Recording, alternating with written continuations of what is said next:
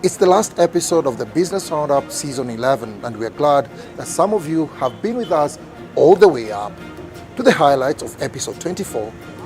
NSSF's annual Career Expo registers tangible benefits in its decade of implementation. China National Offshore Oil Corporation commits to fast-track oil production activities. Uganda Revenue Authority to open up a fully fledged office in Chikubo to address the traders' concerns, and from across our borders, methane emissions in the United States oil and gas operations are estimated. Keep it locked on BRU. It's time for business, and I'm your host, Sigoa. To our first story, the National Social Security Fund's annual Career Expos have registered tangible benefits since inception 10 years ago. With the 44,700 alumni saving at least Uganda shillings 35 billion, the initiative is proving to be transformational. We have a report. The National Social Security Fund, with partners, is committed to empower the youth in various institutions of higher learning in order to increase their employment and entrepreneurship opportunities. The annual Career Expo, organized by the fund, is an initiative that attests to this commitment, says Patrick Ayota, the Managing Director, NSSF. Between you and the next 2 years will be exciting. The important thing is doing nothing is not an option. You don't give up. You actually have to start thinking and doing the things that you want to do. Now, somebody says that the moment you begin to ask those questions, you'll find in Japanese called ikigai.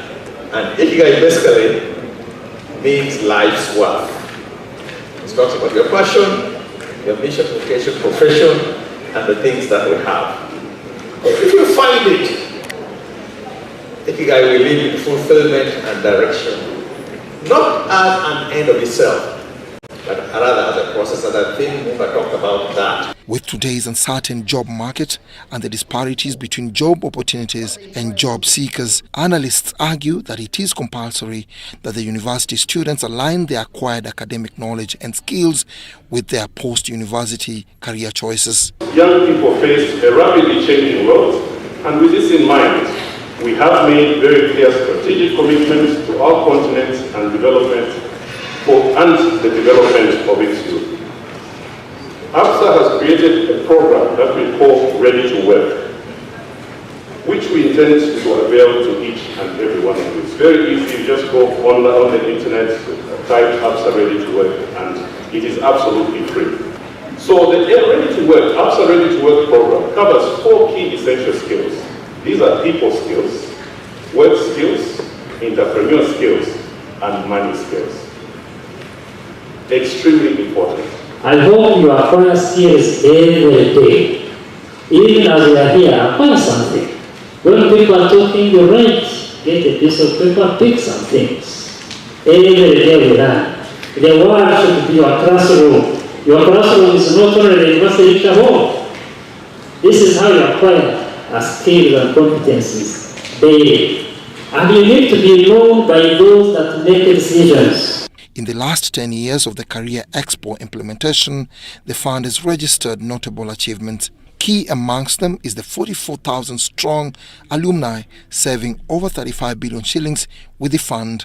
Over 5,000 students from 9 universities across the country are expected to participate in this year's Expo. Participating universities include Chambogo, Makerere, Kampala International University, Gulu, and Uganda Christian University, Mukono. Sigoa for the Business Roundup.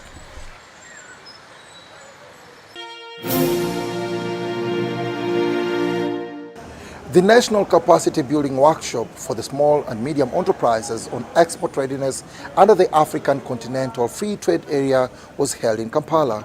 Critical areas that can enhance Uganda's positive participation in the trading bloc were highlighted. You work hard to establish a market, but then where do you get the products to sell? Despite Uganda exporting 60% of its products within Africa, fluctuations and inconsistencies in trade volumes continue to impede our capacity to meet market demands. Nevertheless, Uganda and the East Africa region as a whole are well ahead of other regions in terms of our readiness to leverage the broader Africa Continental Free Trade Area.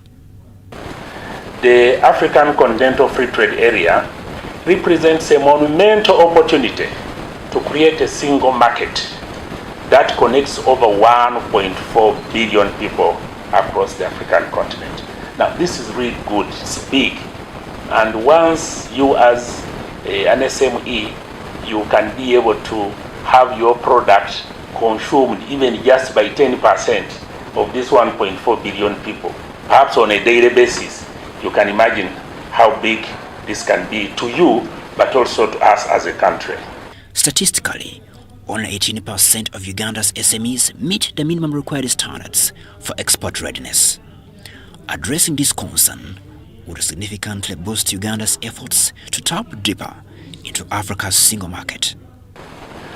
We believe that it is a pathway to unlocking the full potential of intra-African trade, driving economic transformation and fostering prosperity for generations to come.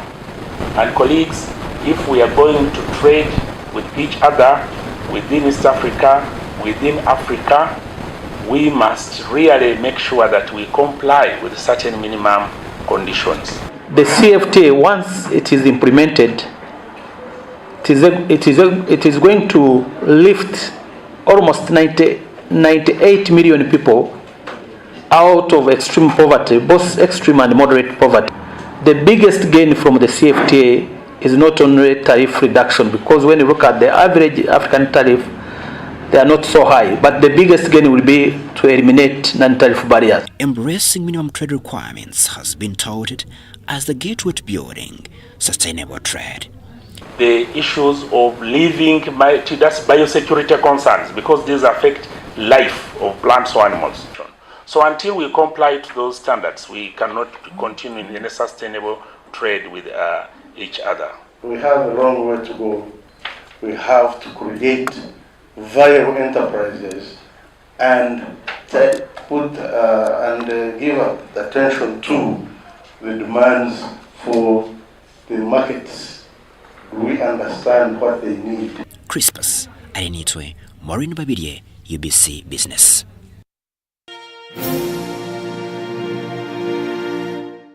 The China National Offshore Oil Corporation, CNOOC, is committed to fast-track oil production activities. This is in a bid to beat the 2025 commercial oil production timeframe. We have a report from the oil fields. The Chinese embassy in Uganda has inspected the ongoing CNOOC oil production in Kingfisher oil field, Chikube. The Kingfisher oil field is projected to contribute 40,000 barrels of crude oil, which is 30% of the anticipated Uganda's oil production. Investment eventually is going to be almost a third of the economy of Uganda, contributing about 30% to the gross domestic product. CNOOC Uganda reiterated their commitment on creating more jobs for Ugandans. CNOOC and their contractors already employ more than 3,500 local workers. As the construction continues, it is estimated that approximately 170,000 new jobs will be in Uganda. With efforts towards the local content adherence, CNOOC is working closely with partners to protect the environment and other related corporate social responsibilities. CNOOC has been actively fulfilling its corporate social responsibility while promoting the construction of projects it has continuously increased its investment and support for local education, medical care, employment, and environmental protection, and helped local economic and social development. As part of community engagement program, Sinok co-hosted 17 regional schools around Kingfisher Oilfield, where 30 students competed in a drawing competition. Your creativity and innovation are the keys to unlock not just the prizes, but the opportunity for a better future. Sincerely hope through this event, you can enhance understanding of China and Chinese enterprises and become a voice of China-Uganda friendship in the near future. This initiative targets to promote talented students to further their opportunities. The awarding function was marked under the theme, The Beauties of Kingfisher in Your Eyes. And Queen has come this far. So Lydia Chomkama and Juma Sambang, UBC News.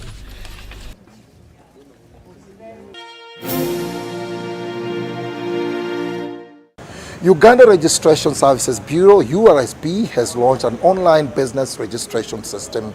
At the launch in Kampala, Dr. Amina Zawede, the Permanent Secretary of the Ministry of ICT, emphasized the need for the public to embrace technological advancements. Previously, registering a business with URSB required cumbersome paperwork and prolonged waiting periods for certificates. However, with the launch of the online business registration system, the registration process is streamlined and automated, significantly reducing time and effort. We have had already discussions of improving this system further. You know, we said we can't work in isolation. There are 25 MDAs that are already cross-checking information with this system. But there are also other systems that need to be automated. For example, when you're registering a business, you have to have a postal address. And that postal address resides with post office, for example. So we want to create ease of doing business, like the board chair said. Despite the benefits of digitalization, concerns about potential job losses due to automation persist. Before, when people were doing registration of their businesses, they would come in and maybe you have a copy typist entering data and all this, but today people are doing it themselves using either a phone or a computer or a laptop. So we don't need a copy typist in a room somewhere to be entering this data. So that job is no more. However, the person who was doing that job can now go online and start, processing these applications as they come in. Masika Inewesho, the Registrar General of URSB, revealed that the agency aims to register over 873,543 unregistered businesses by the end of the fiscal year 2026-2027. The core functions are to register all those over 30 registers that we have. We also maintain the registers, and we collect non-tax revenue as we register as well. And we have registered a lot of progress in terms of business registration. There's an increase in company registrations by over 35%. This shift to online registration has minimized corruption risks and increased fairness in application process. Uganda is one of the places where it is easy to do business. Now, the ease with which you can register is one way of determining or contributing to a country's attractiveness to foreign investment, even local investments. If you know you can just register a company, it's a matter of 2 hours, and in another country it takes about a month, definitely your choice is obvious. You would go where it is easier. This launched online registration service that was rolled a year back has since collected 90 billion Ugandan shillings for government. Registrar General, with your permission. Uganda Revenue Authority has asked Parliament to reinstate the budget cut of 55.7 billion shillings on wage, which is bigger than the gap of their current staff on payroll. We have a report from the August House. Officials from Uganda Revenue Authority, led by the State Minister for Finance in charge of general duties, Henry Musasizi, and the Commissioner General URA, John Rujochi Musinguzi, have appeared before the Finance Committee of Parliament to present their financial policy statement for financial year 2024-2025. URA's budget estimate for 2024-2025 is 564.26 billion shillings, lower than the budget of 2023-2024, which was 619.99 billion shillings. State Minister for General Duties Henry Musasizi says URA suffered a budget cut of 55.73 billion shillings because of the unutilized wage for the last two previous financial years. A big number of members of Parliament who sit on this committee have disagreed with budget cut, saying they need to see efficiency in revenue collection and propose that the budget cut on wage is reinstated. If it is maintained, even this gap will not, the gap that will be created will not cover the current staff on the payroll. You should be very careful not to cut even what they have. Something else like, but not human resource that should be the ones to help us enhance the efficiency and collect for us more money. We ask the government and Parliament to reinstate the value for staff costs up to a tune equivalent to the existing contracts. And this is your proposal. So my question is actually, why would you bring us a proposal that is not tallying of what we want from URA? Okay? They want manpower. The projected revenue collection for 2024-2025 is estimated to be 31.5 trillion shillings, an increase of 1.9 trillion from the current year target of 29.7 trillion shillings. According to URA, as at 31st March 2024, they had collected 19.9 trillion shillings. Some members of Parliament wanted to know the assumption of this increase in revenue collection. The target for 23-24 was 29.672. That's an increment of 15%. Now, when you apply the same increment of 15%, the target correction should be 34.12 trillion, not 31.54, which is being indicated. I'm wondering what is new and what is really magical that you are going to do to raise the expectation of this country, that you are going to raise additional 1.9 trillion. I think that would put us at rest.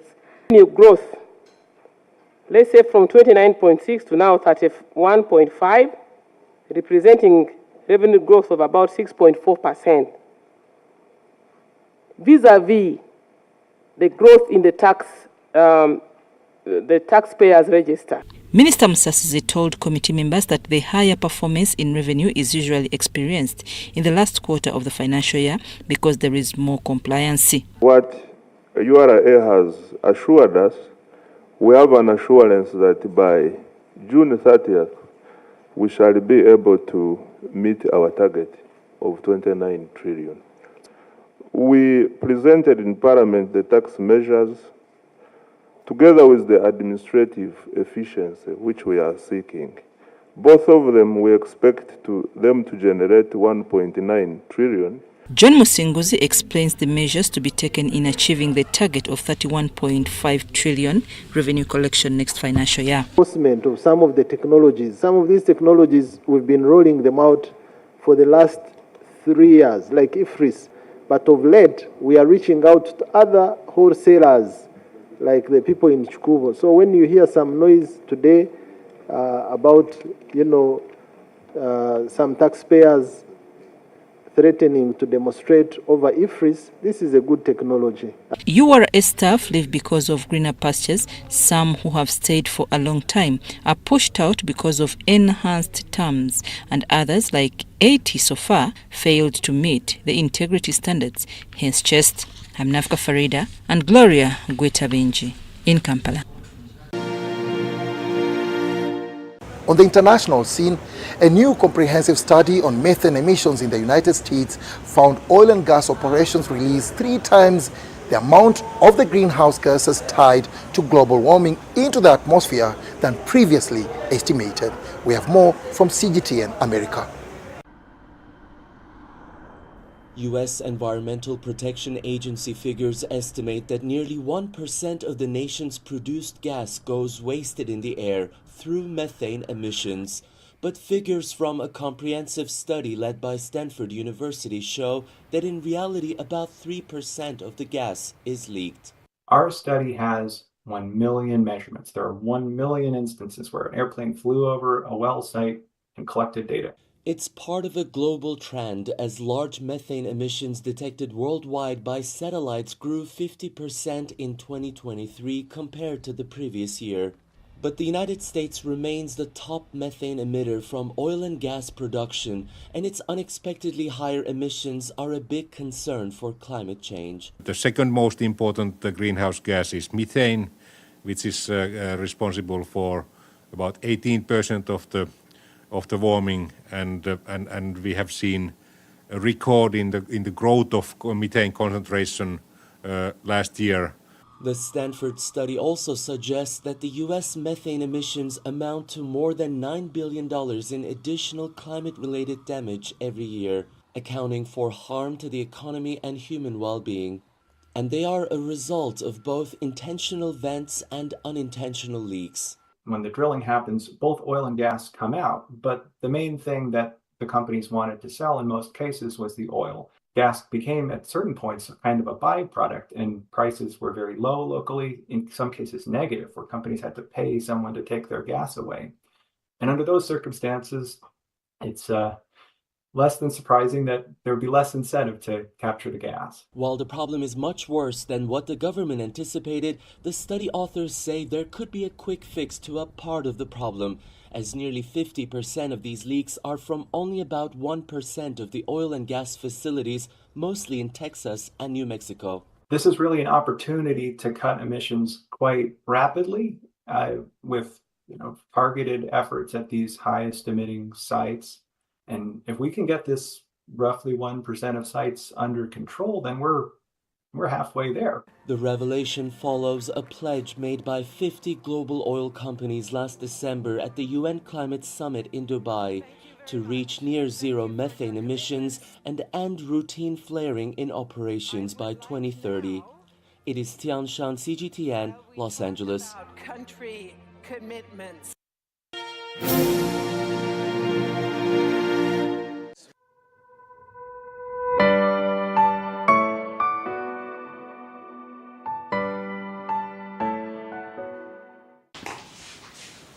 We will open this office as soon as we can, maybe in a month or less, because there are processes about acquiring the space. Yeah, there's a bit of a procurement process. So we'll try and expedite that, and we'll open that office. In the meantime, we have an office very close to Chikubo in a building called Boulevard. This is to offer a range of tax services, including payment of tax, but also to support taxpayers if they have any queries. So the taxpayers can approach the Boulevard. But even the headquarters in Nakawa, we maintain an open office concept. If you have a query, you can walk in or you can make a call there. The purpose of this office in Chikubo, it is really dedicated to offer taxpayer services. These are services that ideally should be done by the taxpayers themselves. But we are acknowledging the fact that there is a bit of a knowledge gap, there is a bit of adoption to change. So it will be dedicated to provide URA, PSFU will be going an extra mile to do something more for the business community of that area to make sure that there is total understanding. So when it is ready and the procurement process is done, we will staff it.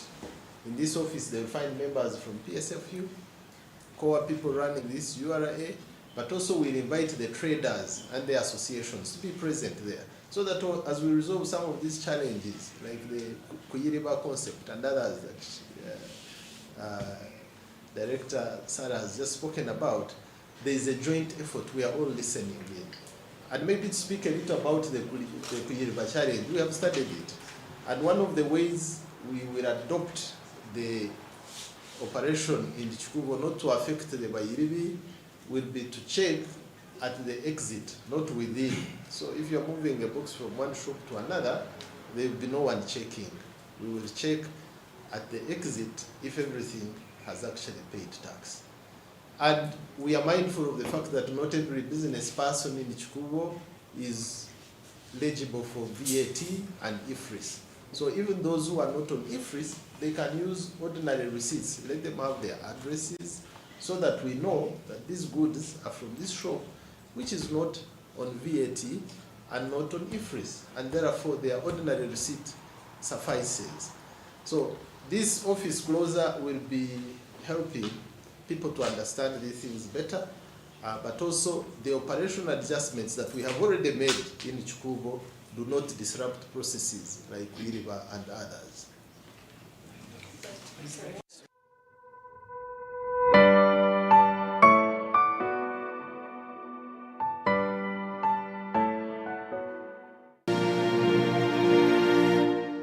Kasanda in Mubende district is known for artisanal gold mining.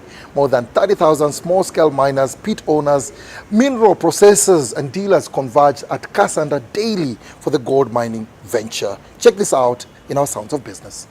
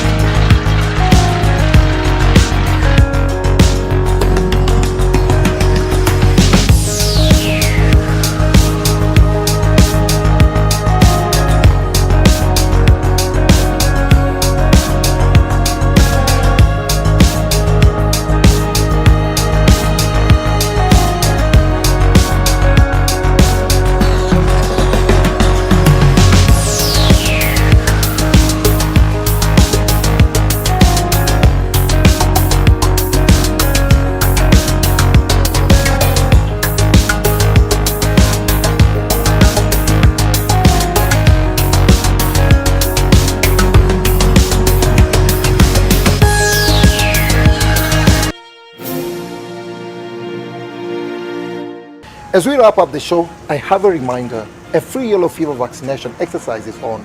Ensure that you get a legit yellow fever card.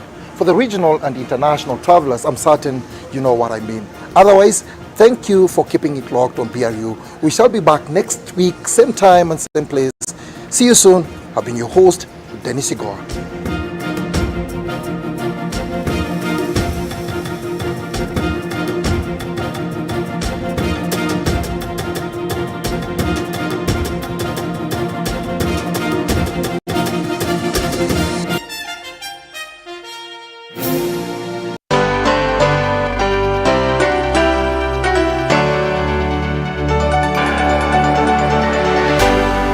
UBC, inspiring Uganda. Nyati Motion Pictures brings you Tuko Pamoja Ankole segment.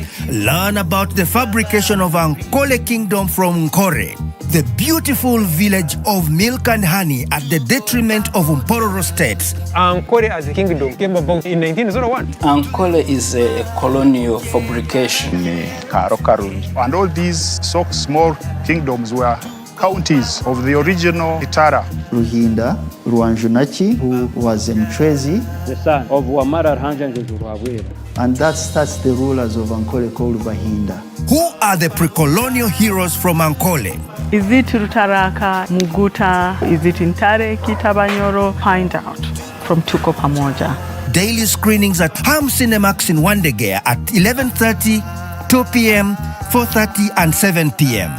To get a ticket, call 0778 787 660. Tuko Pamoja?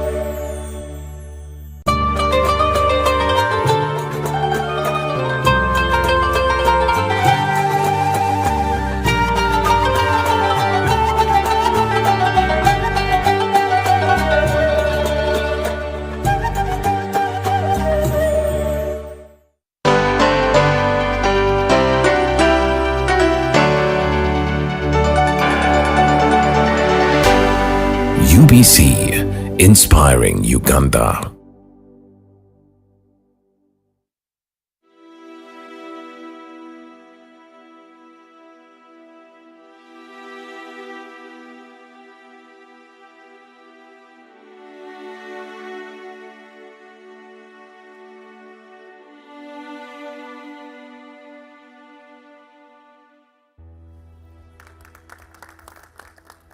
That the biggest component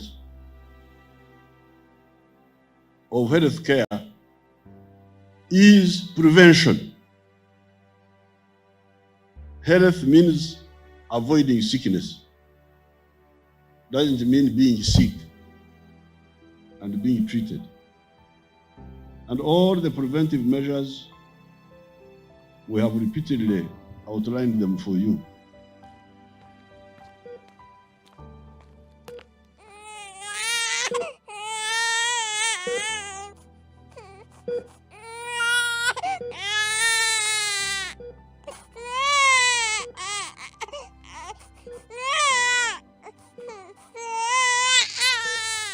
This specialized women's and neonatal hospital is important to me because I know that people need quality specialized health care. And since specialized health care is not yet available to all people, this hospital is truly the lifeline now to the majority that need it. Life starts with a healthy mother, a healthy child. The Uganda Demographic Survey of 2022 shows a reduction in Uganda's maternal mortality to 189 per 100,000 live births. To ensure a healthy and productive nation, the government of Uganda has been allocating funds to the health sector to establish facilities that offer health service up to referral level. The First Lady of Uganda, Honorable Janet Kataha Museveni, has been at the forefront to ensure the life of a mother is protected. It means life-saving for both the mothers and the neonates, especially those who are born prematurely.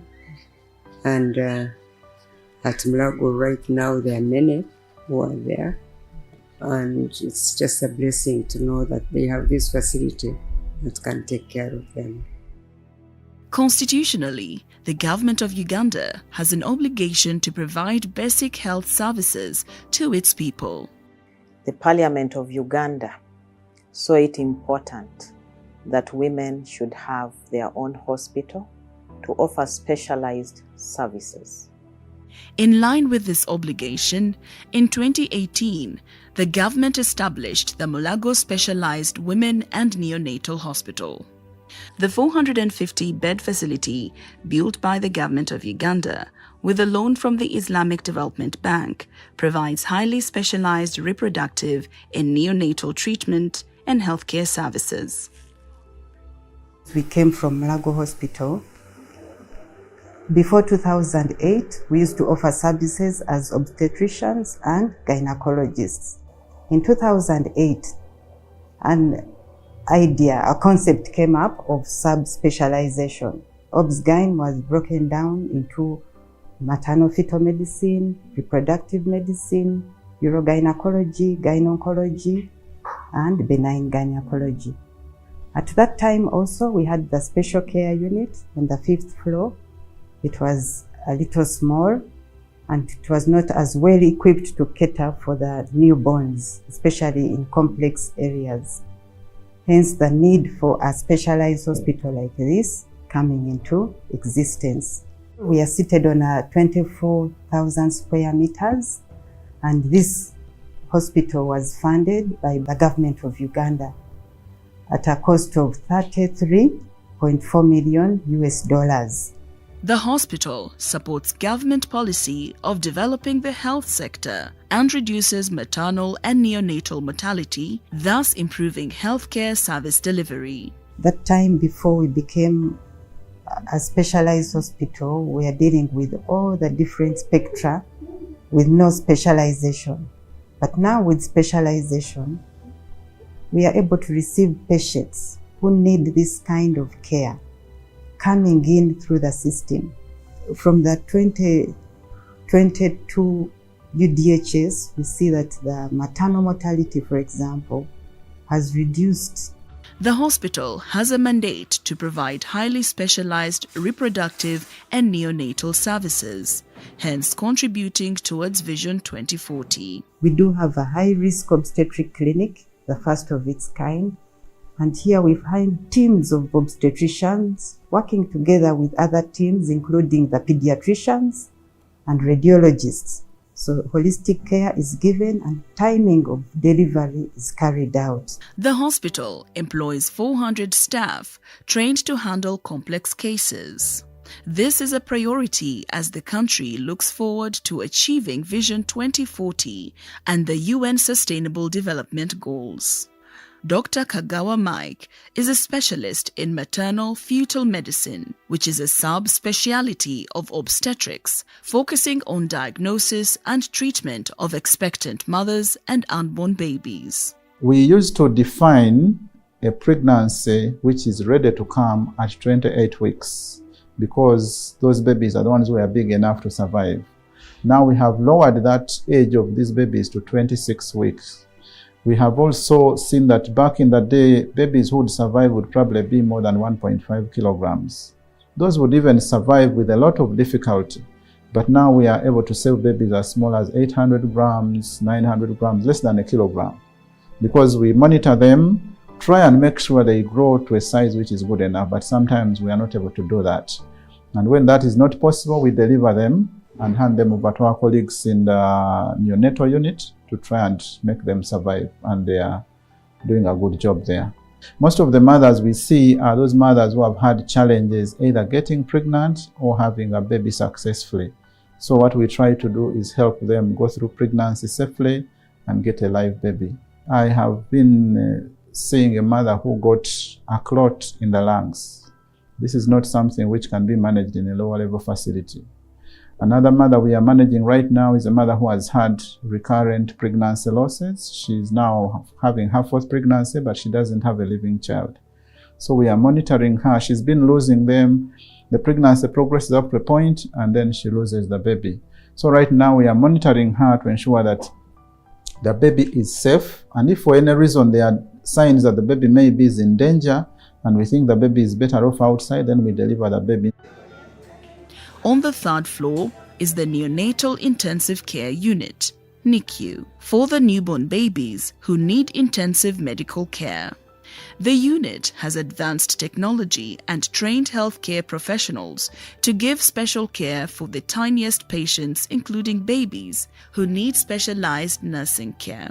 Dr. Jessica Nachibuka is a pediatrician, certified neonatologist, and consultant at the neonatal unit. And this is where I and my team must be very impeccable in ensuring we do not lose time, we quickly make decisions, think for this baby, the way the womb would think for them, or the way the placenta would be acting if the baby was still in the womb. Miss Janet Akatukwasa gave birth to a baby boy, Jesse Ahumuza, on 6th August 2023 by cesarean section.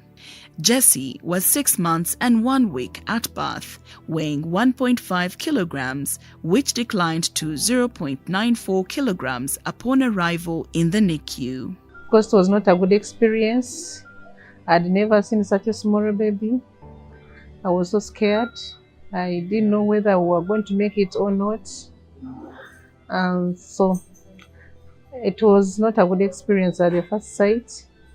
But 5 weeks down the road, we have moved on. He has put on weight. We are about 1.2 kgs now. He has received good care. I can say the treatment is so good, because I think at one time I had lost hope, but where we are right now, I see we're almost getting discharged, going home to manage him further. It was all a new and hard experience, but with the help of the nursing care and the doctors around, we have pulled through. Apart from counseling on how to take care of the little one, Annette appreciates the hospital management and the government for the facility that keeps their hopes alive. I thank the government for this arrangement, for such facilities, that we don't have to move out of the country on such emergencies to look for such services, and we can get them right here in our country. May I say in Kampala, we are getting the best we can get. The nurses are so good and so kind. Actually, so comforting to us. The way they handle their babies, we appreciate. We've had small babies as small as 300 grams, 500 grams, half a kilo. They cannot go home. They will not survive. So that's when kangaroo comes in. Kangaroo is another low-cost intervention. We encourage mothers to put the baby skin to skin on their chest immediately at birth. It's being encouraged now. Or further down the road, the baby is stronger, more stable. We encourage kangaroo immediately. You have to engage the mothers early. They are more involved in the journey, even at home. I first went to Kawempe National Referral Hospital. Then Kawempe referred me here, and the doctors welcomed me. They first counseled me because at first I was scared, being it was my first experience. The reason as to why mothers do kangaroo, it helps the baby to gain weight. It also builds the bond between the mother and the baby. Taking care of neonatal babies sometimes becomes overwhelming to the nurses, given the big number of babies who need care. It is overwhelming. I sit here in the morning. You see the nurse moving from, of course, after the doctors have made their round, the nurse is moving from one baby to another from morning until they check out. You don't see them going out to take break tea. You don't see them going out to take lunch. I always wonder how they be so sober to do everything right, but they try. We have babies who are born at term, what people call 9 months old, who should go home right away, but for some reason they cannot go. The babies are born tired, they cannot fend for themselves. Oftentimes the mom too is tired, mom is unwell. We cannot say enough is enough on such a baby until other experts have come in, until their input has been appreciated. These are babies who lose life and contribute to the high mortality we have in our country. So it's very important the specialized hospital like this is able to intervene and come in. Because remember, we're doing the work of the placenta. We have seen a greater improvement in the survival of very small babies. An efficient referral system. We have an oxygen plant. The oxygen is always available, 24 hours, 7 days a week. It's no longer the oxygen that would run out with the cylinder, the plants are empty, we don't have oxygen, but we have our own generic oxygen, so always have enough in supply for every baby that needs it or any critical patient that may need it in this specialized center. The unit also cares for high-risk mothers with underlying conditions that could compromise the growth of their babies in the womb. The follow-up mechanism enables them to keep in touch with mothers. Patients are discharged home and we follow them up. We have a clinic where we follow them up regularly. Initially it's very close, every week, then 2 weekly, then monthly, eventually to 3 monthly. And all that time we are monitoring the growth of this child. Are they gaining weight? Is their height coming up? Is their brain growing? Their brain development is very important. And with this we match it with the baby's milestones. Is this baby sitting when they should sit? Is this baby crawling when they should be crawling? Are they able to speak 1 word or 2? Can they hear? Can they see? Because the specialists are there in this center to intervene and timely capture these issues and manage them. Remember, intervention in a timely fashion gives better results. So I appeal to people out there. The hope you should have is that help is here. It is available. It is possible in Uganda. There's no need to refer or go out of the country if you're immediately told your baby is in trouble, your baby is a high-risk baby, they're dysmorphic, they don't look normal inside. There's no need to go and seek opinions in other countries. It doesn't only take away time from you, it also takes money that could best be saved. The hospital runs a specialized daily screening program for cervical cancer, which is very common among HIV-positive mothers. Dr. Juliet Birungi is a gynecologist who specializes in diagnosing and treating diseases of the female reproductive system, responsible for pregnancy and menstruation in relation to cancer. We have cervical cancer is the #1. It's the leading cause of death among cancers in women. So this cancer is usually diagnosed very late, okay? And the reason is because of the poor seeking behavior. People don't screen. Yet we know it's one of those cancers that we can screen. And then if we find any abnormalities before they become cancer, we can treat them. So in the clinic, for example, we have this machine. It's called a colposcope. It basically looks at the cervix in magnification. So if someone is discovered in the clinic that they have abnormalities, they will come to us. We shall put them on that bed, and then we shall examine them using this colposcope. Women with pelvic floor conditions affecting their bladder, reproductive system, rectum, and other rare complications like fistula are also managed here. Somebody who is born as a woman and is raised as a woman, but when it comes to fulfillment of her reproductive functions, she's not able to do it. And then when these women come to us, we're able to create that part for her reproductive part, and then she's able to have her normal life.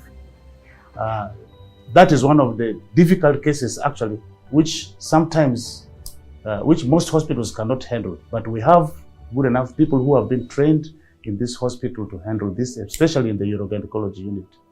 Female infertility that is caused by blocked tubes is another concern the hospital addresses at the menopause clinic. We are grateful to the government of Uganda for bringing this state-of-art treatment modality, that is in vitro fertilization, to the people of Uganda. It is a fully fledged lab with all the equipment that you can find elsewhere in Europe and in the US. Equipment is not enough. They have gone ahead to cater for the human resource that is required to run such a sophisticated service. Other areas of specialized care include reproductive medicine, where infertility and reproductive challenges are addressed at the Diagnostic Center for Men Fertility Evaluation.